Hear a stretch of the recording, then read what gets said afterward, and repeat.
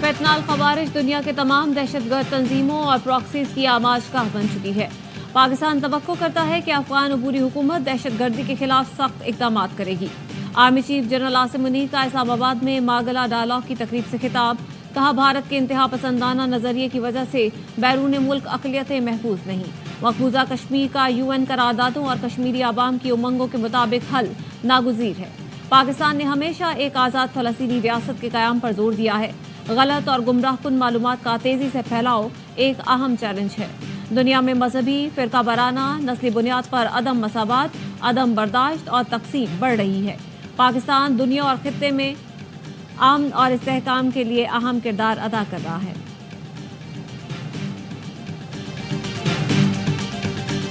Pakistan stock market तारीख की बुलंद तरीन सतह पर 100 इंडेक्स ने 95,000 पॉइंट्स की सतह अबूर कर ली। इंडेक्स में 800 से ज्यादा पॉइंट्स का इजाफा।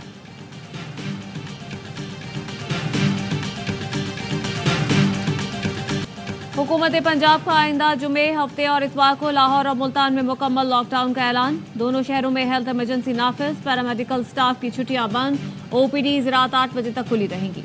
पंजाब के सीनियर वजीर मरियम औरंगजेब कहती हैं, पीर, मंगल और बुध को देखेंगे, स्मोक की सूरत हाल खराब हुई तो लॉकडाउन कर दिया जाएगा। कल से एक हफ्ते तक लाहौर मुल्तान में तामीराती कामों पर पाबंदी होगी। खुदारा स्मोक को संजीदा लें, इस वक्त हेल्थ रिस्क इंतहाई सतह पर है। मोटरसाइकिल पर शहरी घरों से ना निकलें। तालीमी इदारों की बंदिश में तौसी कर रहे हैं। जामियात में भी ऑनलाइन क्लासेस होंगी।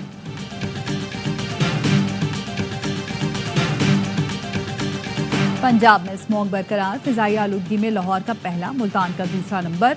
रावलपिंडी 297 पॉइंट्स के साथ तीसरे और इस्लामाबाद 292 पॉइंट्स के साथ चौथे नंबर पर है।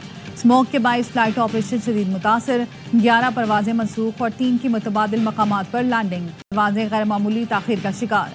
महकमा मौसमियात ने लाहौर में रात गए हल्की बारिश का इम्कान जाहिर कर दिया। वजीर आजम की अपील पर मुल्क के मुख्तलिफ शहरों में बारान रहमत के लिए नमाज इस्तिस्का अदा की गई।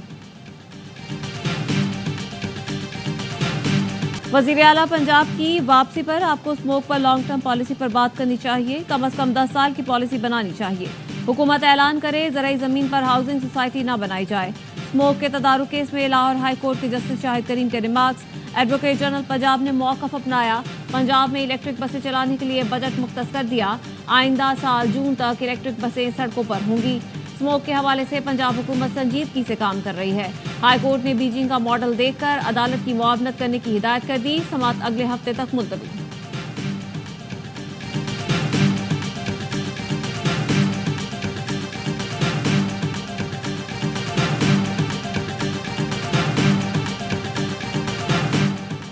रशियाई इकनॉमिक जोन की मुश्किलात से सरमायाकार परेशान। चीन की सेंचुरी स्टील ने वजीर आजम शहबाज शरीफ को खत में प्रोजेक्ट बंद करने से आगाह कर दिया।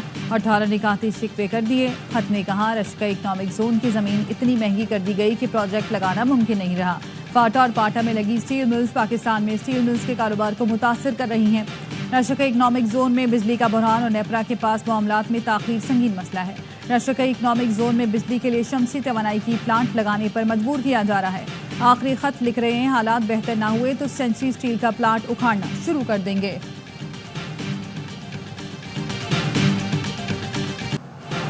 IMF वफ़द के साथ वजीर खजाना मोहम्मद औरंगजेब की अलविदाई मुलाकात। मुल्क की मुआशी सूरत हाल का जायजा लिया गया। वजीर खजाना ने वफ़द को बजट अहदाफ, IMF शराइत पर अमल दरामद पर ब्रीफ किया। कर्ज प्रोग्राम में रहते हुए मुल्क की मईशत के फरोग पर गुफ्तगू। क्लाइमेट फाइनेंसिंग के लिए वफ़द से बातचीत की। IMF वफ़द ने शराइत पर सख्ती से अमल दरामद का मुतालबा किया। ज़राए वज़ारत खजाना का कहना है कि पाकिस्तान और IMF के दरमियान इख्तितामी सेशन कुछ देर में शुरू होगा।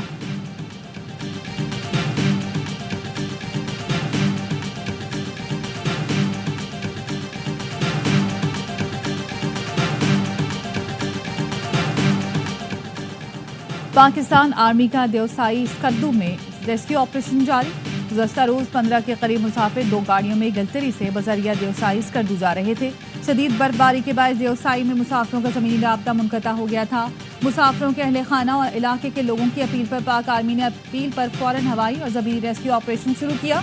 पाक फौज की टीम देवसाई में फंसे हुए मुसाफिरों को रेस्क्यू करेगी। जहन नशीन कर लें, सुप्रीम कोर्ट अब भी आज खुद नोटिस ले सकती है। फर्क सिर्फ ये है कि आईनी बेंच पे चलेगा।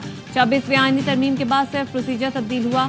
आसखुद नोटिस केस की समाअत के दौरान आईनी बेंच के रुकन जस्टिस मोहम्मद अली मजहर के रिमार्क्स। वकील दरख्वास्त गुजार ने कहा था आईनी तरमीम के बाद अब सुप्रीम कोर्ट आसखुद नोटिस नहीं ले सकती। सुप्रीम कोर्ट के आईनी बेंच की आइंदा हफ्ते के लिए कॉज लिस्ट जारी। ऑडियो लीक कमीशन की तश्कील के खिलाफ केस सुना जाएगा। 18 नवंबर को आज़ाद उम्मीदवारों को सियासी पार्टी में शमूलियत लाजमी करार देने की दरख्वास्त समाअत होगी। 20 नवंबर को सुन्नी इत्तेहाद काउंसिल को पार्लिमानी पार्टी डिक्लेयर करने के खिलाफ दरख्वास्त समाअत के लिए मुकर्रर की गई है। और 190 मिलियन पाउंड केस में बानी पीटीआई और बुशरा बीबी की बरियत की दरख्वास्तों पर फैसला जारी। बरियत की दरख्वास्तें मुस्तरद करने के 2 अहकामात का लदम करार। अदालत ने फैसले में कहा ट्रायल कोर्ट बरियत की दोनों दरख्वास्तों पर दोबारा फैसला करे। आईसीसी ने भारत से चैंपियंस ट्रॉफी के लिए पाकिस्तान न जाने की तहरीरी वजूहात मांग ली। ज़राए का कहना है भारतीय क्रिकेट बोर्ड को कवानीन के तहत ठोस वजूहात बताना होंगी। तहरीरी वजूहात जायज़ ना हुई तो आईसीसी भारत को पाकिस्तान आने का कहेगा। भारत ना माना तो चैंपियंस ट्रॉफी में नवी टीम को शामिल किया जा सकता है। भारतीय टीम की अदम शिरकत से आईसीसी को $50 करोड़ का नुकसान हो सकता है। पाक भारत मैच ना होने से नुकसान का तखमीना $10 करोड़ लगाया गया।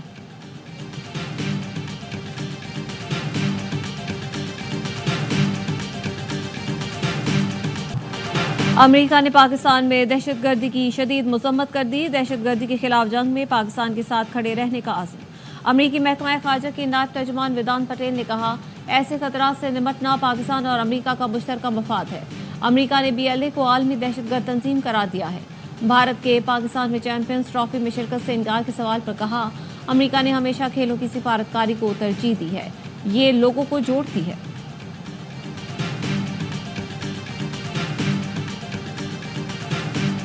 उड़ेगा जिस तरह तोशा खाना केस उड़ा है, जिस तरह साइफर केस उड़ा, जिस तरह इद्दत केस उड़ा। खान साहब से आज जब मुलाकात हुई 24 नवंबर के लिए जो पैगाम कौम को दिया है आगे आज़ादी है और अगर आप नहीं निकलते तो फिर एक लंबी गुलामी है। जिस तरह तोशा खाना केस उड़ा उसी तरह 190 मिलियन पाउंड रेफरेंस भी उड़ेगा। पीटीआई रहनुमा अली मोहम्मद खान कहते हैं बानी पीटीआई ने 24 नवंबर को इस्लामाबाद की तरफ पुरअमन मार्च की कॉल दी है। मुल्क भर से लोग आएंगे। एहतजाज के लिए इस्लामाबाद में जगह का तयन क़यादत करेगी। एहतजाज का मकसद मैंडेट 26वीं आईनी तरमीम की वापसी और कारकुनों की रिहाई होगी। वकील फैसल चौधरी ने कहा मुल्क के सबसे बड़े सियासी लीडर को जेल में रखा है। 1 साल बाद नैब कहती है गलती हो गई। चेयरमैन नैब और तफ्तीशी अफसर इस्तीफा दें, उनके खिलाफ कानूनी कार्रवाई होनी चाहिए।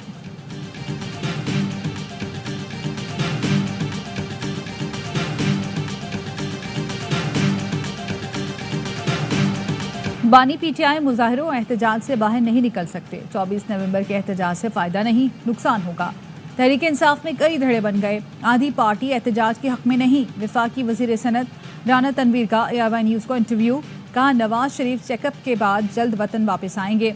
जब ज़रूरत होगी नवाज शरीफ जलसे और तकरीरें भी करेंगे। सऊदी अरब, कतर और मुत्तहदा अरब इमारात की सरमायाकारी पाकिस्तान आ रही है।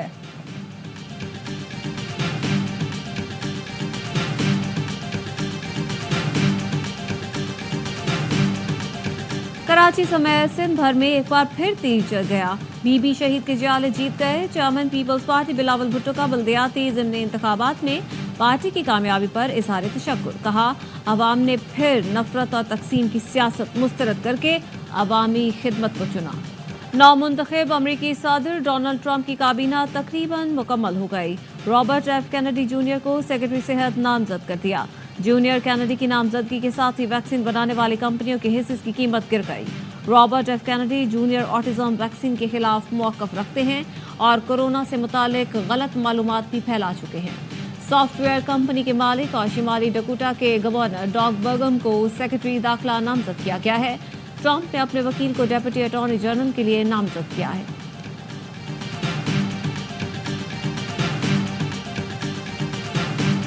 न्यूजीलैंड की सबसे कम उम्र रुकन पार्लियामेंट मैपी क्लार्क का अनोखा एहतजाज। पार्लियामेंट में माओरीली कबीले की नुमाइंदगी के हवाले से मुतनाज़ कानून साजी पर ऐवान में हाका डांस किया। वीडियो सोशल मीडिया पर वायरल। मज़कूरा कानून साजी के खिलाफ माओरी कबीला भी सरापा एहतजाज।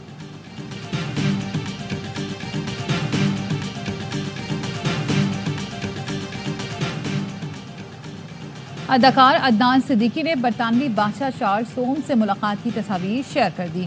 अदनान सिद्दीकी ने कैप्शन में लिखा बकिंगम पैलेस में इस मुख्तसर मुलाकात की याद अब भी ताज़ा है। अदनान सिद्दीकी को बरतानवी बादशाह और मलका की तरफ से मदऊ किया गया था। और स्वात के बालाई इलाकों ने बर्फ की चादर ओढ़ ली। वादी कालाम और महोदंड में 2 रोज से जारी हल्की बारिश और बर्फबारी ने सर्दी की शिद्दत में इजाफा कर दिया। मौसम सरमा की बर्फबारी का लुत्फ लेने के लिए सयाह भी पहुंच गए।